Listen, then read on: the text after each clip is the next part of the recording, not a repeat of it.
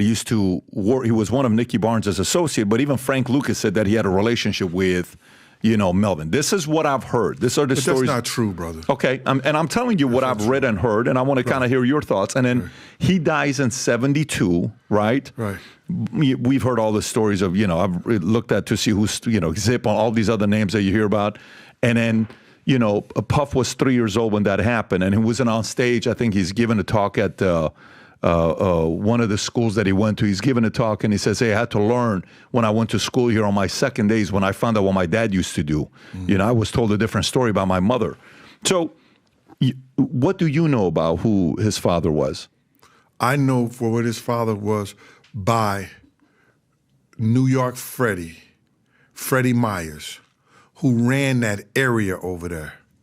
His lieutenant, Omar, used to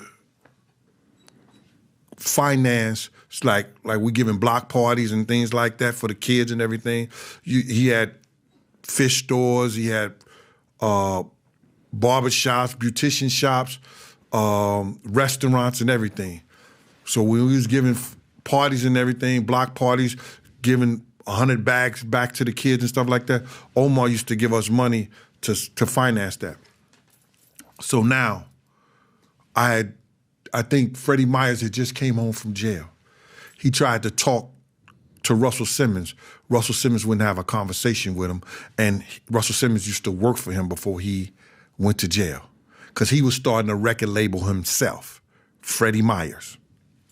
Freddie Myers said, he told me that he had a glass table with nothing but $100 bills all through the glass table stacked up, and it was a glass table, $100 bills stacked up in it, like blocks of $100 bills, and then the glass table had $100 bills in it too.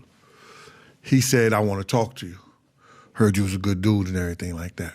He said, I tried to talk to Puff, and I want to tell him the truth about his father. So this is a stand-up guy who did all this time and came home. He said, Puff father was a part of my crew. And I think it was Hollywood Harold or somebody who brought him in there. You understand? He said that Puff father ratted and snitched the crew out. And this is how he did it. They had a cop that was working for Freddie Myers' crew. They caught Puff father in something. And they gave the cop $10,000. And the cop brought them back the recording and the written statement of what he said about the people or the members that he had in the crew. And Puff father, doing that, told the cop the only reason he was snitching because he he had to make a wedding that he couldn't miss. Freddie Myers told the guy who brought him in the